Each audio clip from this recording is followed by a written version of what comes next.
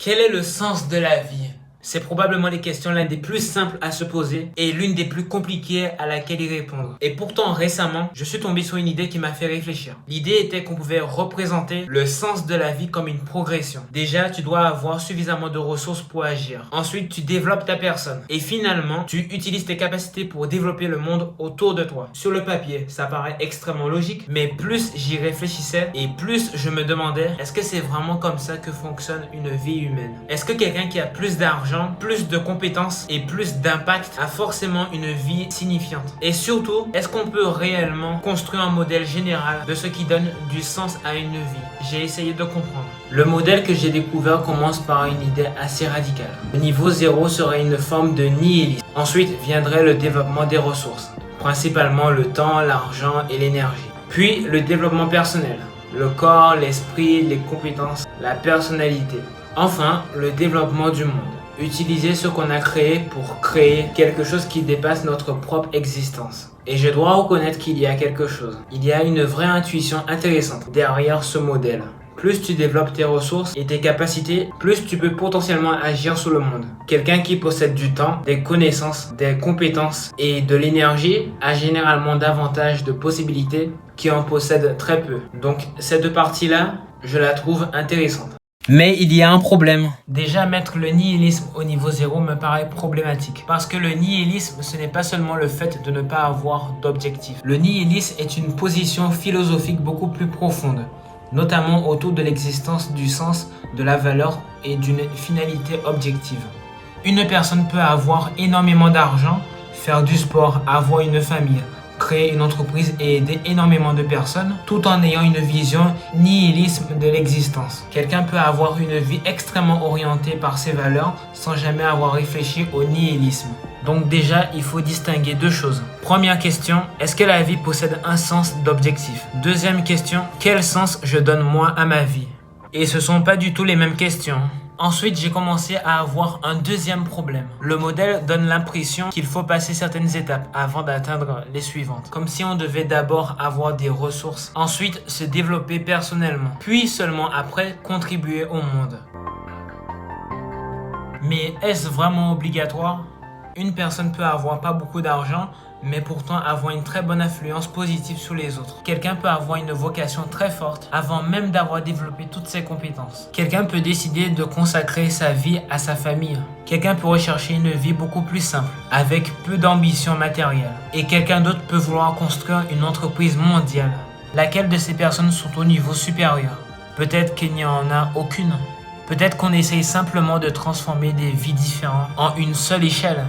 Même l'idée de ressources mérite d'être élargie. Le temps, l'argent et l'énergie sont bien évidemment importants. Mais imagine que tu possèdes énormément d'argent sans compétences. Ou énormément de connaissances mais aucune autonomie pour les utiliser. Ou énormément de temps mais aucune énergie. Ou beaucoup de compétences mais aucun environnement pour les mettre en pratique. Santé, connaissances, compétences, attention, relations, autonomie, outils, opportunités, confiance. Tout cela influence notre capacité à agir. Donc, je préfère parler de capacité d'action au lieu de parler de ressources, simplement. Et puis, il y a quelque chose qui me concerne personnellement. Le développement personnel. On entend souvent de devenir la meilleure version de soi-même. Mais est-ce qu'on arrive un jour à la fin? Genre, félicitations, niveau 2 terminé. Est-ce que vous pouvez passer maintenant au niveau 3? Évidemment que non. On apprend, on agit, on fait des erreurs, on rencontre des problèmes, on change, puis on recommence. C'est une boucle. Et cette boucle peut durer toute une vie. Mais en réfléchissant à tout ça, j'ai remarqué quelque chose de plus important. Le modèle initial passe assez rapidement de l'individu au monde. Mais entre les deux, il y a quelque chose d'important. Les autres humains, la famille, les amis, l'amour, la communauté, la coopération, le fait d'aider quelqu'un, le fait d'être compris, le fait de transmettre quelque chose. Les relations ne sont pas simplement des outils qui nous permettent d'atteindre un objectif supérieur. Elles peuvent être une partie du sens elles-mêmes. Et il y a une autre dimension que je trouve importante. Vivre. Parce qu'une vie humaine ne consiste pas simplement à améliorer, construire, produire et contribuer. Il y a aussi le plaisir, la curiosité, l'art, la musique, les voyages, les conversations, le rire, le repos, Les moments complètement inutiles, mais qu'on aime quand même.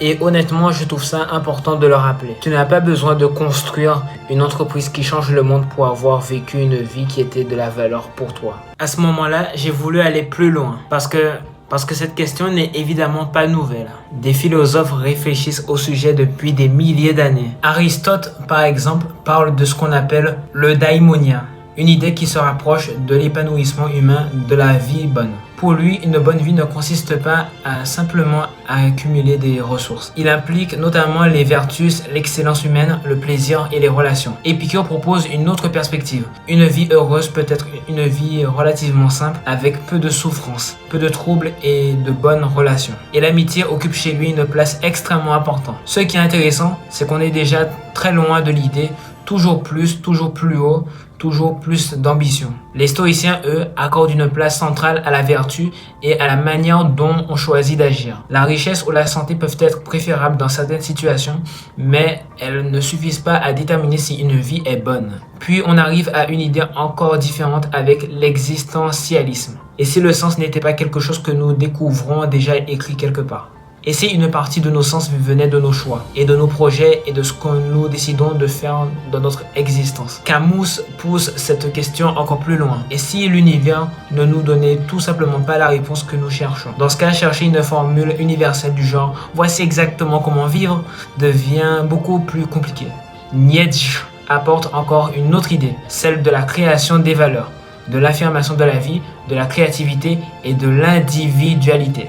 Et là, quelque chose commence à devenir clair. Peut-être que le sens de la vie n'est pas seulement quelque chose qu'on découvre. Peut-être qu'une partie du sens est quelque chose qu'on construit. Mais j'ai voulu quand même éviter de construire tout mon modèle à partir de philosophes. Uniquement. Donc j'ai regardé ce que la psychologie contemporaine disait sur le sens de la vie. Et j'ai trouvé une distinction particulièrement intéressante. Le sens de la vie est généralement étudié à partir de 3 grandes dimensions. Premièrement, la cohérence. Est-ce que ma vie me paraît compréhensible? Est-ce que les événements ont une certaine logique pour moi? Deuxièmement, le but.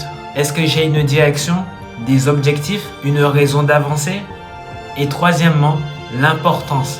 Est-ce que j'ai le sentiment que mon existence compte? Et ça m'a fait comprendre quelque chose de très intéressant que je voudrais vous le partager. Avoir des objectifs ne signifie pas forcément avoir du sens. Tu peux avoir 10 objectifs, travailler énormément, être extrêmement discipliné et quand même te demander pourquoi je fais tout ça. Et c'est à ce moment-là que j'ai arrêté d'essayer de trouver une échelle. J'ai commencé à réfléchir à une carte. Une carte composée de plusieurs dimensions. Première dimension, exister, pouvoir vivre, être suffisamment en bonne santé, être suffisamment en sécurité, avoir accès aux besoins fondamentaux et pouvoir fonctionner. La question serait, est-ce que je peux réellement vivre et fonctionner? Deuxième dimension, développer ses capacités. Temps, énergie, argent, santé, connaissances, compétences, attention, autonomie, outils, opportunités. La question, quelle capacité est-ce que je dispose pour agir? Troisième dimension, devenir. Développer son corps, son intelligence, son caractère, ses émotions, sa créativité, sa discipline et son identité. La question, qui suis-je en train de devenir? Quatrième dimension, être relié, construire des relations, aimer, être aimé, appartenir à quelque chose, coopérer, transmettre. La question, avec qui est-ce que je construis ma vie? Cinquième dimension, vivre. Découvrir, explorer, jouer, voyager, créer, ressentir, contempler, se reposer. La question, qu'est-ce que je fais réellement de mon existence? Et enfin, créer et contribuer. Des idées, des œuvres, des connaissances, des entreprises, des technologies, de l'éducation, de l'aide, de la culture. La question, qu'est-ce que mon existence apporte au-delà de moi? Et là, il y a une chose absolument essentielle. Ces 6 dimensions ne sont pas 6 niveaux. Je ne suis pas en train de dire que la dimension 6 est meilleure que la dimension 4. Une personne qui aide des millions de personnes n'est pas automatiquement supérieure qu'une personne qui construit une famille aimante. Une personne riche n'est pas automatiquement plus accomplie qu'une personne pauvre. Une personne célèbre n'a pas forcément plus de sens dans sa vie qu'une personne inconnue. Et quelqu'un qui a énormément d'ambition n'a pas automatiquement une meilleure vie que quelqu'un qui cherche simplement la tranquillité. Ce sont des dimensions différentes.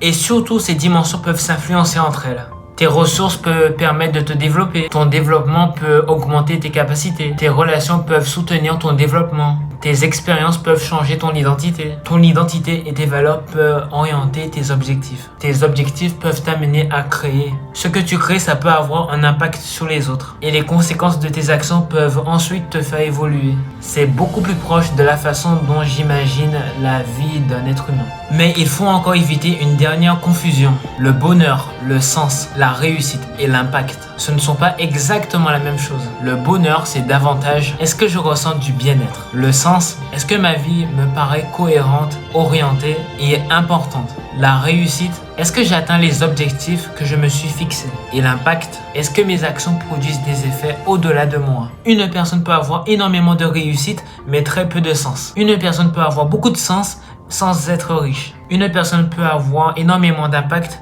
mais pourtant ne pas être heureuse. Et une personne peut être très heureuse sans vouloir avoir un impact mondial. Prenons un exemple associé à l'idée de développement du monde.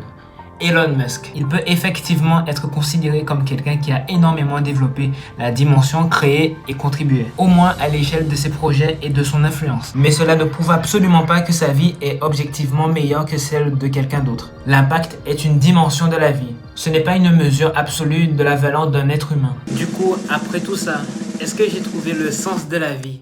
Non, mais je pense que c'est justement la meilleure conclusion à laquelle je pouvais avoir. Je ne peux pas démontrer qu'il existe universellement une seule finalité universelle que tous les humains devraient suivre. Mais je pense qu'on peut identifier certaines choses qui reviennent souvent lorsqu'on réfléchit à une vie signifiante. Comprendre son existence, avoir une direction, développer ses capacités, construire des relations, expérimenter réellement la vie, agir selon ses valeurs, créer et si on le souhaite, contribuer à quelque chose qui nous dépasse. Donc finalement, je pense plus que le sens de la vie, ça soit une échelle à gravir. Je pense que c'est peut-être davantage un système de dimensions à construire et à équilibrer. Certaines périodes de notre vie demanderont peut-être davantage de stabilité, d'autres avantages de développement, d'autres avantages de relations, d'autres avantages de création ou d'exploration. Et nos priorités peuvent changer. Et c'est justement ce qui rend la vie humaine aussi compliquée. Je suis encore très jeune.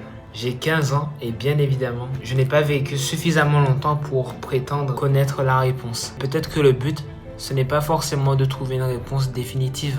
Peut-être que le plus intéressant, c'est de continuer à chercher, tout en construisant sa propre réponse. Et toi, si tu devais représenter le sens de la vie, que mettrais-tu toi ? Dis-le moi dans les commentaires. Si tu veux suivre ma progression, mes réflexions et les systèmes que je construis pour essayer de devenir la meilleure version de moi-même, tu peux t'abonner à Owen System. Merci d'avoir regardé.